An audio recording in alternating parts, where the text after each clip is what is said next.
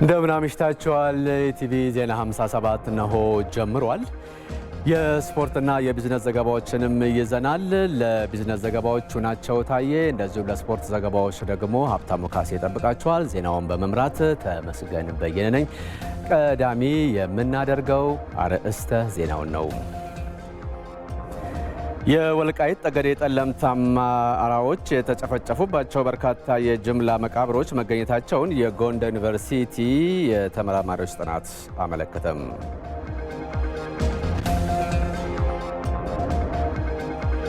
የስራ ዕድልና የተሻለ ኑሮን ፍለጋ ከገጠር ወደ ከተማ የሚፈልሱ ዕድሜያቸው ለስራ ያልደረሱ ሕፃናት በከተሞች እየበረከቱ መምጣታቸውም ተገለጸም። በቢዝነስ ዘገባችን ደግሞ በኮምቦልቻ ኢንዱስትሪ ፓርክ በአሸባሪው ህወሓት ጉዳት ደርሶባቸው የነበሩ ኩባንያዎች በሙሉ አቅማቸው ስራ እንዲጀምሩ አስፈላጊው ድጋፍ እየተደረገ መሆኑን የኢንዱስትሪ ፓርኩ ገልጿል። ይህና ሌሎች የቢዝነስ ዘገባዎችን ደግሞ ሁናቸው ታየ ካፍታ ቆይታ በኋላ ይዤ ይሆናል። በስፖርት አብይ ጉዳያችን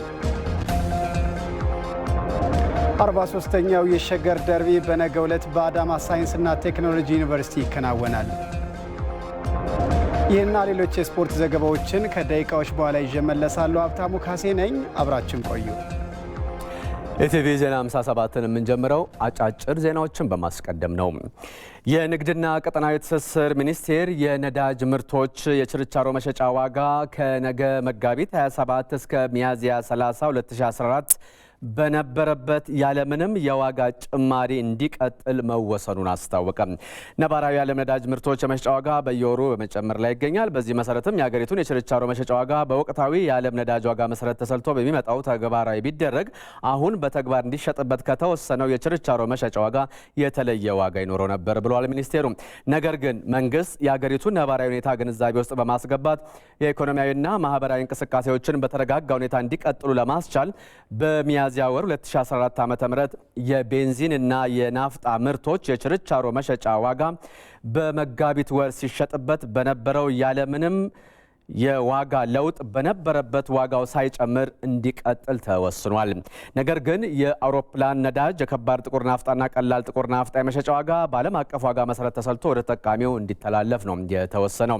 የወቅታዊ የዓለም አቀፍ የነዳጅ ምርቶች ዋጋ በከፍተኛ ሁኔታ እየጨመረ ከመሆኑ ጋር ተያይዞ ሸማቹ ህብረተሰብ የነዳጅ ምርቶችን በቁጠባ የመጠቀም ባህሉን በማዳበር መንግስት ለዘርፉ የሚያወጣውን ከፍተኛ የውጭ ምንዛሪ እንዲሁም ድጎማ ለመቀነስ በሚደረገው ጥረት ውስጥ የራሱን አስተዋጽኦ እንዲያበረክትም ጥሪ ቀርቧል።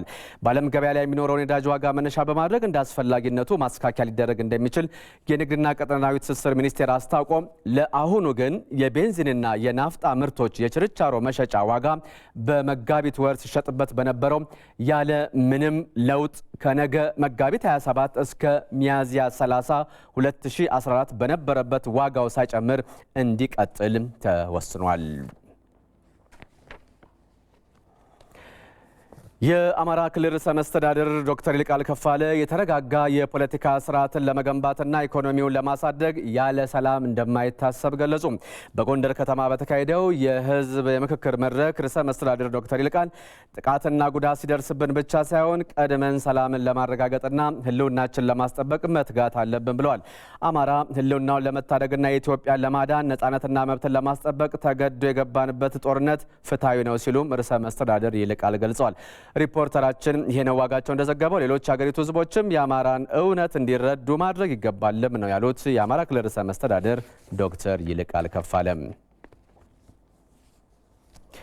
በሴኔጋልና በጀርመን በውሃ ሀብት ልማት ዘርፍና በኢነርጂ ሽግግር ዙሪያ የተካሄዱ ውይይቶች ስኬታማ እንደነበሩ የውሃና ኢነርጂ ሚኒስቴር አስታወቀ።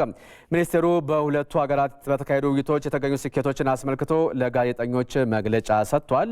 የውሃና ኢነርጂ ሚኒስትሩ ዶክተር ኢንጂነር ሀብታሙ ኢተፋ እንደገለጹት በውሃ ሀብት ዘርፍ ኢትዮጵያ እያከናወነች ያለው ተግባር ላይ ግልጽነት የተፈጠረበት ነው ብለዋል። በጀርመን በተካሄደው የኤነርጂ ሽግግር ላይም በኢትዮጵያ ያለውን የኃይል አቅርቦት ተደራሽነትና በሀገሪቱ ያለውን እምቅ የኤነርጂ ኃይል አማራጮች ላይ ምክክር መደረጉን ሚኒስትሩ ዶክተር ኢንጂነር ሀብታሙ ኢተፋ ተናግረዋል። የጀርመን ባለሀብቶች በታዳሽና አማራጭ ኤነርጂ ዘርፍ ላይ መዋለ ንዋያቸውን ለማፍሰስ ፍላጎቱ እንዳላቸው ሚኒስትሩ ዶክተር ኢንጂነር ሀብታሙ ኢተፋ በሰጡት ጋዜጣዊ መግለጫ ላይ መናገራቸውን የዘገበው ሪፖርተራችን በቀለ ተመስገን ነው።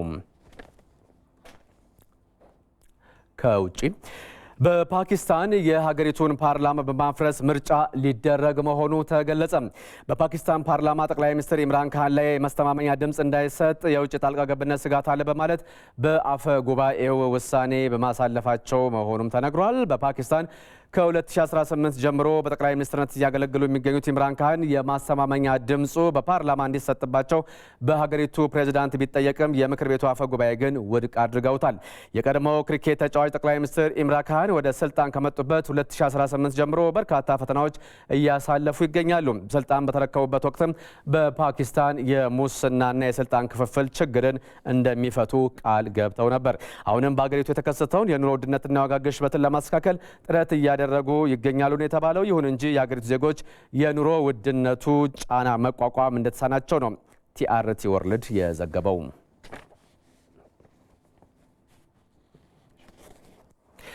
ከተወሰነ ቆይታ በኋላ ደግሞ ወደ ዝርዝር ጉዳዮች እናልፋለን። አሁንም ከእኛ ጋር ሆኖ የቢዝነስ ዘገባ ይቀጥላል።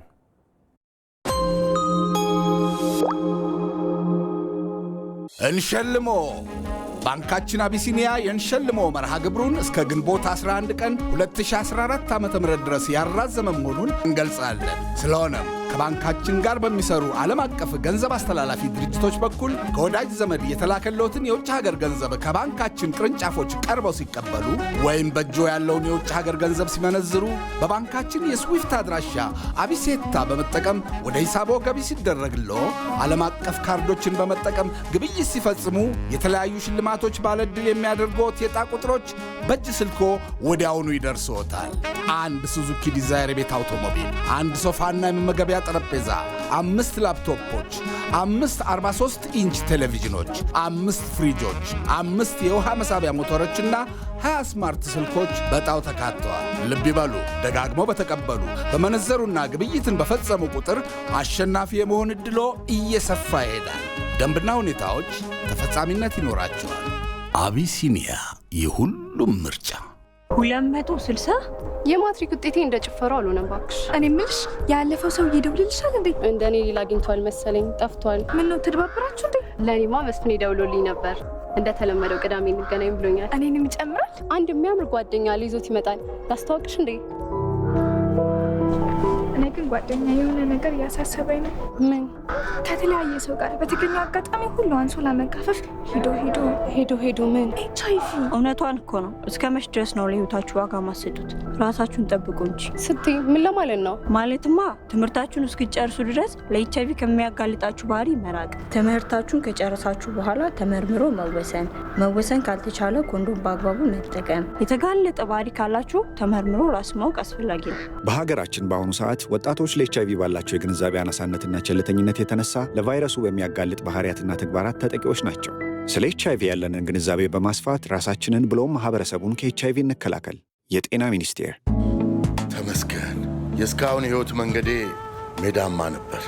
ቀጣይ መንገዴ ግን ዳገታማ መሆኑ አይቀርም። ስለዚህ ዳገቱም በብልሃት ጉልበቴ ሳይዝል ወጥቼ ፎይል ዘንድ የምር ቀን ሁሉም የክት አለውና እባክህ በደህና ቀን ያስቀመጥኩትን ምርኩዜን አቀብለኝ።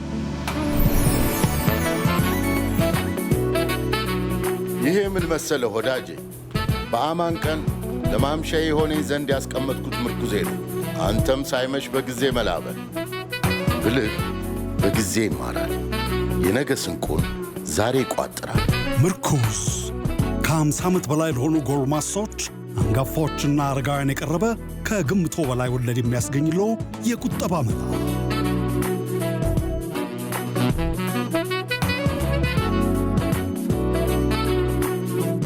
ምርኩዜ የማምሻ ደመወዝ ከአዲስ ኢንተርናሽናል ባንክ።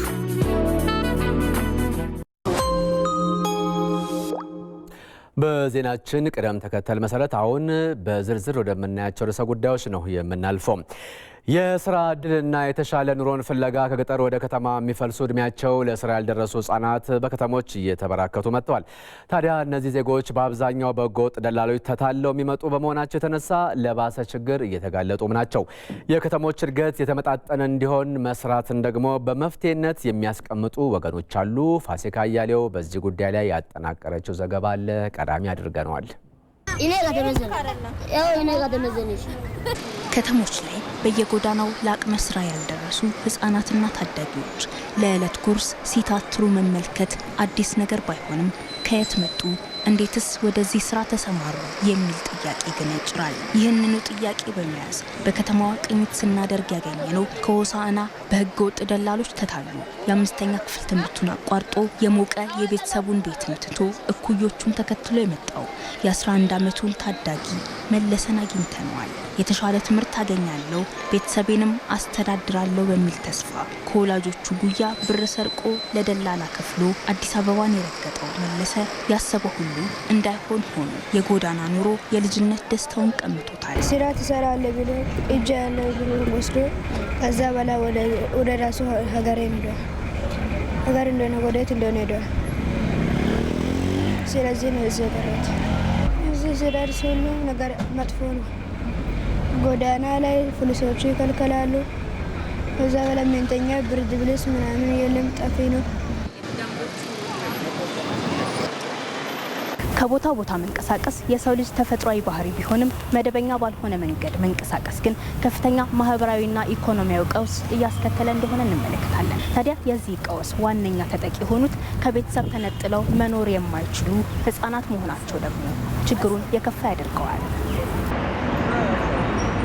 ቤተሰብ የረዳኝ ነው። የረዳ ነው? አዎ የረዳ ነው።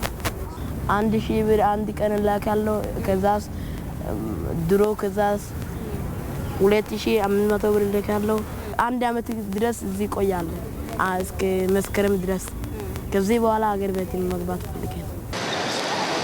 በኢትዮጵያ 17 በመቶ የሚሆኑ ዜጎች ከቦታ ቦታ ይንቀሳቀሳሉ። ከነዚህ ውስጥ ደግሞ አብዛኞቹ ሴቶች ናቸው። ይህም ከገጠር ወደ ከተማ የሚደረግ ፍልሰት ከፍተኛውን ድርሻ የሚይዝ ሲሆን ከዚህ ውስጥ ደግሞ አብዛኞቹን አቅፋ የያዘችው አዲስ አበባ መሆኗን መረጃዎች ያመለክታሉ። ለዚህ ከገጠር ወደ ከተማ የሚደረግ ፍልሰት ዋነኛው ምክንያት ነው የሚባለው ደግሞ የተሻለ ስራና ትምህርት ፍለጋ መሆኑን ይነገራል። በገጠሩ ግብርና የሚፈልገው የሰው ኃይል አለ፣ ራሱን የቻለ አምራች ኃይል የምንለው። ይሄ አምራች ወደ ከተማ በመጣ ጊዜ በገጠር ውስጥ ያለውን ኢኮኖሚ የሚያንቀሳቅስና ግብርናውን የሚመራ ወይም ደግሞ ግብርናውን የሚያስኬድ የሰው ጉልበት ወይም ደግሞ የሰው ኃይል በከፍተኛ ሁኔታ የሚቀንስበትና የገጠሩ ኢኮኖሚ የሚጎዳበት እና ምርትና ምርታማነት ከዚህ ጋር ተያይዞ የሚቀንስበትን ሁኔታ እናያለን ማለት ነው። በከተሞችም ደግሞ እንደዚሁ የወጣቶች ወይም ደግሞ የሰዎች የስራ አጥነት መኖር እና የወንጀል ህገወጥ ድርጊቶች እየተበራከቱ የሚመጡበትን ሁኔታ እናያለን። ይህ ደግሞ በአብዛኛው በማህበራዊ ጫና ሳቢያና በከተሞች መሀል የተመጣጠነ እድገት ባለመኖሩ የተሻለም ፍለጋ የሚደረግ እንደሆነ ምን የሚነገረው። የተለያዩ አይነት የስራ መስኮችን ዘርፎችን ላይ እንደ ጥቃቅን አነስተኛ እና እንደ ኢንተርፕራይዝ ያሉ ልማቶችን በማሳደግ በማስፋፋትና ወጣቶችን በማሰልጠን ወደ ስራ እንዲገቡ በማድረግ የወጣቱን ፍልሰት ወደ ከተማ የሚመጣውን አይነት ሂደት መቀነስ ወይም ደግሞ ማስቀረት ይቻላል። እዚህ ከመኖር እዛ ይሻለኛል። እዚህ ከትምህርትም አልተማርኩም፣ ዝም ብዬ ጎዳና ላይ ነው የምኖረው። ሆኖም እንደመለሰ ያሉ ባልተመቻቸ ሁኔታ ቀያቸውን ትተው ወደ ከተማ የሚመጡ ታዳጊዎች የተሻለው ነገር ያለው በሚያውቁት ማህበረሰብ ውስጥና በለመዱት አካባቢ መሆኑን ማስረዳት፣ ለዚህም ምቹ ሁኔታን መፍጠር ይገድላል። የኢትዮጵያ ቴሌቪዥንም በዚህ አጋጣሚ ያገኘውንና የነበርኩበት ይሻለኛል ያለውን መለሰ ወደሚናፍቃቸው ቤተሰቦቹ ሸኝቶታል። በዚሁ ጉዳይ ላይ ተጨማሪ ማብራሪያ ሊሰጡን እንግዳ ጋብዘናል። እንግዳችን በሴቶችና ማህበራዊ ጉዳይ ሚኒስቴር የወጣቶች ማካተትና ስራ ፈጠራ ዳይሬክተር የሆኑት አቶ ዳንኤል ዳርጌ ናቸው። አቶ ዳንኤል እንኳን ደህና መጡ። እንኳን ደህና ቆያችሁ። እንግዲህ በዜናውም ላይ በተወሰነ ደረጃ ተከታትለዋል። በተለይ ከከተማ ወደ ገጠር የሚደረገው ፍልሰት ከጊዜ ወደ ጊዜ እየጨመረ እንደሆነ ነው መረጃዎችም ተጨባጭ ሁኔታውም የሚያሳየውና ከዚህ አንጻር የሴቶችና ማህበራዊ ጉዳይ ሚኒስቴር ይህንን ማህበራዊ ቀውስ በተመለከተ ያገኘው ግኝትም እየሰራ ያለበት ሁኔታ ከመኖሩ አንጻር በዚህ ጉዳይ ላይ ምን ማለት ይቻላል? ማህበራዊ ቀውሱን ተከትሎ ጥሩ እንደ ሀገር ማህበራዊ ቀውሱ በከተማም በገጠርም ያለውን የውስጣዊና ውጫዊ ፍልሰቶች አሉ የሚታወቅ ነው። ይህንን የፍልሰት ችግሮች ማህበራዊ ቀውስ እንደሚያስከትሉ ሚኒስቴር መስሪያ ቤቱ በተለያዩ ጥናቶች በራሱን ባስጠናቸው በአጋር አካላትም በተጠኑ ጥናቶች ተረጋግጧል። ይህን ችግር ለመቅረፍ ግን በአንድ ሚኒስቴር መስሪያ ቤት የሚቀረፍ ስላይደለ ሁሉንም ሚኒስቴር መስሪያ ቤቶች የሚመለከታቸው ሚኒስቴር መስሪያ ቤቶችን በማካተት ይህን ማህበራዊ ቀውስ በክልሎችም እስከ ቀበሌ ባለው የአደረጃጀትና መዋቅር ችግሮቹን ለመፍታት ሰፊ ጥረት እየተደረገ ነው። ታቅዶ እየተሰራበት ነው። በዚህ የማህበራዊ ቀውስን ለመፍታት ያለው ችግር በርካታ ለውጥ ለማምጣት የሚደረጉ ጥረቶች እንዳሉ ሆኖ እጥረቶችም ያሉባቸው አካባቢዎች አሉ። አንዳንድ አካባቢዎች ላይ በጣም ችግሩ ገዘፍ ይላል። አንዳንድ አካባቢዎች ላይ ደግሞ በደንብ ለማየት እየተሞከረ ያለበት ሁኔታ አለ። በአመራር ደረጃ መግባባት ላይ ደርሶ ሁሉም ክልሎች ችግሩን ለመፍታት ጥረት እያደረጉ ነው። ማህበራዊ ቀውሱ እንዳለ ይታወቃል። ከጊዜ ወደ ጊዜ እየጨመረ እንደሆነም አንስተናል። ከዚህ አንጻር ይህንን ፍልሰት ትርጉም ባለው ደረጃ ሚኒስቴር መስሪያ ቤታችሁና ከሚመለከታቸው አካላት ጋር በጋራ እንደምትሰሩ ይታወቃልና በዚህ ደረጃ ይህንን ጉዳይ ለመቀነስ በተጨባጭ ምን እያደረጋችሁ ነው? በተጨባጭ ሚኒስቴር መስሪያ ቤታችን ከገጠር ወደ ከተማ ያለውን ፍልሰት በተለይ ከአካባቢ ገጠራማ አካባቢዎች ወደ ከተሞች ትናንሽ ከተሞች ደግሞ ወደ ትልልቅ ከተማ ለምሳሌ ከደቡብ ክልል አንዱን ዞን እንኳ ብንወስድ ከሀዲያ ዞን ቅድም ዜናው ላይ እንደተገለጸው ወደ አዲስ አበባ፣ አዋሳ ወደ ተሻሉ ከተሞች ወጣቶች እየፈለሱ ነው። ይህንን ችግር ለመፍታት ከክልሎቹ ጋራ የጋራ እቅድ አቅደናል። ከሚመለከታቸው የስራና ክህሎት ሚኒስቴርና ሌሎችም መንግስታዊ ተቋማት ጋራ የስራ ፈጠራ እድሉ የዚህ የስብዕና ወጣቶች ስብዕና ማዕከላትን እነዛን በማንቀሳቀስ በወጣቶች ስብዕና ማዕከላት የአመለካከት ችግር እንዲቀረፍ ስልጠናዎችን በመስጠት ከቴክኒክና ሙያ ተቋማት ጋር በጋራ በመሆን እንደዚሁ ስልጠናዎችን አጫጭርና ረጅም ጊዜ ስልጠናዎችን በመስጠት የችግሩን ስፋት ለመቀነስ በርካታ ስራዎች ተሰርተዋል። በርካታ ቁጥር ያላቸው ወጣቶችን ግንዛቤ ለመፍጠር ታቅዶ በሚሊዮን የሚቆጠሩ ወጣቶች ግንዛቤ እንዲፈጠርላቸው በሁሉም ክልሎችና ከተማ አስተዳደሮች የተደረገበት ሁኔታ ነው ያለው። በገጠርም በከተማ አርብቶ አደሩና ከፊል አርብቶ አደር አካባቢንም ጨምሮ የግንዛቤ የአመለካከት ችግሮችን ለመቅረፍ የተሰራ ስራ አለ፣ እየተሰራም ነው። የስራ ትርጉም ባለው ደረጃ ለውጥ እያመጣ ነው ብለው ያምናሉ እርስዎ? ምክንያቱም እየጨመረ ነው እየሄደ ያለውና ከዚህ አንጻር የተለያየ ስትራቴጂም ለውጥ ማድረግ ያስፈልጋልና እየጨመረ ከመሄዱ አንጻርስ ምን ታዘባችሁ? የቀየራችሁት ነገርም ካለ በአሰራር ረገድ? እየጨመረ የመጣባቸው በርካታ ምክንያቶች አሉ። ያው እነዛን ምክንያቶች በጥናት ለመለየት ተሞክሯል። አዲስ አበባ ዩኒቨርሲቲ ያሉ ምሁራንን ጨምረን ጥናቶችን አስደርገናል። ክልሎችን በራሳቸው ይህንኑ ለመከላከል በርካታ ጥናቶችን አስጠንተዋል። ግብረሰናይ ድርጅቶችም አጋር አካላትም ይህንን ችግር ለመፍታት በርካታ ስራዎች ሰርተዋል እና እየሰሩም ነው እና ጥናቱም ያመላከተው ይሄ ነው። ይጨምራል። ያንን የሚጨምረውን ቁጥር ግን ለመቀነስ በእኛ በኩል ስትራቴጂክ የሆኑ ሰነዶችን አዘጋጅተናል። ይሄን ይዘን እንደ ሚኒስቴር መስሪያ ቤት የእኛ ሚኒስቴር መስሪያ ቤት ሌሎች አካላትን አካቶ የመስራት ስራ ነው የሚሰራውና ከስራና ክህሎትም ከግብርናም ከሌሎችም ጋራ በመመካከር በቂ የሆነ ስራ እየተሰራ ነው። በእርግጥ የችግሩን ስፋት ያህል ስራዎችን ሰርተን ለመቀነስ አልተሞከረም። ያ እንግዲህ ከዚህ በኋላ በቅጥ ተይዞ የሚሰራ ነው። ያለው ሀገራዊ ሁኔታም አሁን ላሉት ችግሮች መበራከት በራሱ አንድ ከፍልሰቱ ባሻገር እስኪ ወጣቶች የስራ እድል ፈጠራን እናንሳና ምንድነው በተጨባጭ የሰራችሁ ያላችሁት ነገር የወጣቶች? ምክንያቱም አብዛኛው ወጣት ነው ያለው፣ እየፈለሰ ያለውም ሲታይ አብዛኛው ከመሆኑ አንጻር ወጣቶችን የስራ እድል ከመፍጠር አንጻር ምን ትኩረት ተሰጥቶ እየተሰራ ነው? የስራ እድል ከመፍጠር አንጻርም በስራና ክህሎት ሚኒስቴር አሁን መንግስት በአዲስ አደረጃጀት አደራጅቶ ወጣቱን ትኩረት ሰጥቶ ሴቶችን ትኩረት ሰጥቶ ከሚፈጠሩት የስራ እድሎች 70% ወጣቱ 70%ን እድሉን እንዲያገኝ በማድረግ በአሁኑ ሰዓት ከ1.3 ሚሊዮን በላይ ወጣቶች በዚህ 9 ወር ብቻ ከ1.3 ሚሊዮን በላይ ወጣቶች በቋሚ የስራ እድል ተጠቃሚ እንዲሆኑ የተደረገበት ሁኔታ አለ። ጊዜያዊ የስራ እድሎች በየአካባቢ እየተፈጠሩ ያለበትም ሁኔታ አለ። ያም ሆኖ አሁንም ሰፊ ቁጥር ያለው ወጣት ስራ እንደሚፈልግ ተለይቷል። በዳታ የተለየበት ሁኔታ አለ። እነዚህን ወጣቶች ቀስ በቀስ ስራ ለማስያዝ መንግስትም እኛም ሌሎች ሴክተሮችም በጋራ ተቀናጅተን እየሰራ ነው። መልካም።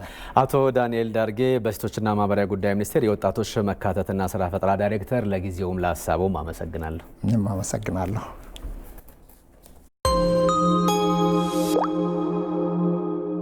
ዘመን ባንክ የላቀ አገልግሎት ማዕከል። በሌላ ወደ ዝርዝር ያዝነው ጉዳይ ስናመራ የወልቃይት ጠገዴ ጠለምት አማራዎች የተጨፈጨፉባቸው በርካታ የጅምላ መቃብሮች መገኘታቸውን የጎንደር ዩኒቨርሲቲ ጥናት አመልክቷል። አሸባሪው የትግራይ ወራሪ ቡድን ከ1975 ዓ.ም ጀምሮ በርካታ የወልቃይት ጠገዴ ጠለምት አማራዎች ላይ የዘር ፍጅት የፈጸመበት ሀለዋ ወያነ በመባል የሚታወቁ የጅምላ እስር እና የጅምላ ቀብር የሚፈጸምባቸው ቦታዎችን ማግኘቱን ነው የጎንደር ዩኒቨርሲቲ ባደረገው ጥናት ቡድኑ ያሳወቀው። ተስፋዬ ጫኔ ነው የተከታተለው። የጎንደር ዩኒቨርሲቲ ባካሄደው ጥናት ያለፉት በርካታ አስርተ ዓመታት የወልቃይት ጠገዴ ጠለምት አካባቢ ለነዋሪዎቹ ምድራዊ ሲኦል እንደነበር አረጋግጧል። አሸባሪው የህወሓት ቡድን ከ1975 ዓ.ም ጀምሮ በአካባቢው ባከናወነው መጠነ ሰፊ የጭካኔ ተግባር የዘር ፍጅት ስለመፈጸሙ ነው የዩኒቨርሲቲው የጥናት ውጤት ይፋ ያደረገው። በተለይ የጥናት ውጤቱ የወልቃይት ጠገዴ ጠለምት አካባቢ ነዋሪዎች በደረሰባቸው ለጆሮ የሚዘገንን ለእይታ የሚከብድ የጭካኔ ተግባር የተፈጸመባቸው ሀለዋ ወያኔ በመባል የሚታወቁ የጅምላ እስርና የጅምላ መቃብር ቦታዎችን ማግኘቱን አስታውቋል። የጥናት ቡድኑ አባላት ምድራዊ ገሃነም ብለው በጠሩት በዚህ የጅምላ ጭፍጨፋ ቦታ በርካታ የጉድጓድና የዋሻ ውስጥ ድብቅ እስር ቤቶች ላይ ጥናት ሲያደርግ ቆይቷል። ከተጠቆሙት የጅምላ መቃብሮች መካከል ታዲያ በአምስቱ ላይ ጥናት ተደርጎ ደማቸው በከንቱ ደመከልብ የሆኑ አያሌ ዜጎችን አጽም ማውጣት ተችሏል። የተፈጸመውን ጭፍጨፋ የጀርመኑ ናዚ በእስራኤላውያን ላይ ከፈጸመው አሰቃቂ ክስተት ጋር ያነጻጸሩት የጥናት ቡድኑ አባላት በርካታ ንጹሃን ማለቃቸውን አስረድተዋል። በወቅቱ በነበረው የጅምላ ጭፍጨፋ ገሃነም በተሰኘው እስር ቤት በርካቶች ይታጎሩ እንደነበርና ለከፍተኛ ስቃይ ተዳርገው ይገደሉ እንደነበር በተአምር የተረፉ የዓይን እማኞች ተናግረዋል። የሚደርስባቸውን ሰቆቃና ግፍ መቋቋም የተሳናቸው ንጹሃን ደግሞ ራሳቸውን ያጠፉ እንደነበር እነዚሁ የዓይን እማኞች አስረድተዋል። የሽብር ቡድኑ ታጣቂዎችም በየቀኑ በሚባል ደረጃ የታሳሪዎችን አስክሬን በማውጣት ስራ ይበዛባቸው እንደነበርና የብዙዎቹን አስክሬን ቃሌማ ወንዝ ላይ ይጣል እንደነበር ከሞት የተረፉ አዛውንቶች ለጥናት ቡድኑ አስረድተዋል። በድብቅ እስር ቤት ውስጥ በበሽታና በረሃብ እንዲሁም በቡድኑ ታጣቂዎች ለሚገደሉት እስረኞች መቃብር ይቆፍሩ የነበሩት ራሳቸው እስረኞቹ እንደነበሩም በጥናቱ ይፋ ተደርጓል። በዩኒቨርሲቲው የተከናወነው ይህ ጥናት የህወሓት የሽብር ቡድን ባለፈው ዓመት በማይካድራ የፈጸመውን ጭፍጨፋ የሚያስንቅ የጭካኔ ጥግ ነው ተብሎለታል። የጅምላ መቃብሮቹን በመቆፈር የወጣው የንጹሃን አጽም መጋቢት 21 ቀን 2014 ዓ.ም በአዲስ ዓለም ማርያም ቤተክርስቲያን የተቀበረ ሲሆን ዩኒቨርሲቲው በቀጣይም ከሌሎች የጅምላ መቃብሮች ቀሪ የንጹሃን አጽምን ለማውጣት እቅድ እንዳለው አስታውሶ የዘገበው የአማራ ሚዲያ ኮርፖሬሽን ነው። በዚሁ ጉዳይ ላይ በስልክ ምላሽ ሰጡን በጎንደር ዩኒቨርሲቲ የወልቃይት ጠገዴና ጠለምት የጥናት ቡድን ዋና አስተባባሪ አቶ ጌታ አስራድ አለማየሁ በጥናቱ ከተገኙ ከ12 በላይ የጅምላ የዘር ማጥፋት ከተፈጸመባቸው ቦታዎች ዋነኛው ገሃነም ተብሎ የሚጠራው ስፍራ ነው። ገሃነም ወይም ደግሞ ገሃነም የሚባለው አካባቢ በጣም ሰፊ ነው። ከኦልሞስት ወደ 2 ቀበሌ የሚጠጋ ነው። አካባቢ እጅግ በጣም ከፍተኛ ቁጥር ያለው የአካባቢው ባላባት ቢታሰርበት የሚሰቃይበትና የሚረሸንበት ነበር። በርካታ የአካባቢው ተወላጆች በተለይ ወልቃይት ጠገዴ፣ ጠለምት ወደ ጎንደር አካባቢ ያሉ አጠቃላይ የጎንደር ክፍለ ሀገርና ወደ መሀል ሀገርም ያሉ ንጹሃን እየተወሰዱ በጅምላ የሚታገሩበት መጨረሻ የሚረሸኑበት ቦታ ነው የነበረው። መረጃ ለመደበቅ ቦታው ከሰዎች የመኖሪያ አካባቢና እይታ በጣም የራቀ እንዲሆን መደረጉን በጥናቱ ማረጋገጥ እንደተቻለም ነው ያብራሩልን። አካባቢው ምንም አይነት የትራንስፖርት ተደራሽ ያልሆነ በመኪናም በእግርም በየትኛውም መንገድ ላይ መሄድ በጣም አስቸጋሪ የሆነ ነው። የቃሌማ ተፋሰስ ተከዜ የሚገባው የቃሌማ ወንዝ ጠገዴና ወልቃይትን በሁለት ከፍሎ ነው የሚሄደው። በዚህ ሸለቆ ውስጥ ዙሪያ ነው እንግዲህ ከሸለቆ አናት ላይ ጀምሮ በጣም ከፍተኛ ሰንሰለት ዙሪያውን የታጠረ ነው። በሰንሰለታማ ተራራ በዚህ ስር ነው እንግዲህ በጣም በሺዎች የሚቆጠሩ ሰዎች በጅምላ መሬት ውስጥ ተአጉረው ሲረሸኑ የነበረበት። የተፈጸመውን የጅምላ ጭፍጨፋ ለዓለም አቀፉ ማህበረሰብ ለማሳወቅ ጥረቶች እንደሚቀጥሉም ነው የጎንደር ዩኒቨርሲቲ የጥናት ቡድኑ አስተባባሪ አቶ ጌታ አስራደ የገለጹልን። በዩኒቨርሲቲ በኩል ሊሰሩ የታሰቡ ነገሮች አሉ። አንደኛ ጅምላ መቃብሮች ያሉበትን አካባቢዎች በዝርዝር ለሚመለከተው አካል ያሳውቃል። የዓለም አቀፉ ማህበረሰብ በተለያየ ቋንቋ ተተርጉሞ በመጽሐፍና በተለያየ የጥናት ሪፖርት እንዲቀርብና ይህንንም የሁሉም አካል ርብርብ ሊሆን እንደሚገባ በተለይ መንግስት ከፍተኛ ኃላፊነት አለበት። ይሄ ከፍተኛ የሆነ የዘር ፍጅት የተካሄደ አካባቢ ነው። የህግ ተቋማትን፣ ሰብአዊ መብት ተቋማትን፣ የሚዲያ አካላት፣ ሌሎችም እና መንግስትም ይህንን በኃላፊነት እንደሚወጣ ተስፋ እናደርጋለን። የቢዝነስና የስፖርት ዘገባዎች ቅደም ተከተላቸውን ይቀርባሉ። ከኔ ጋር 2 ሰዓት ላይ ዳግም እንገናኛለን። አሁንም ከኢቲቪ ዜና 57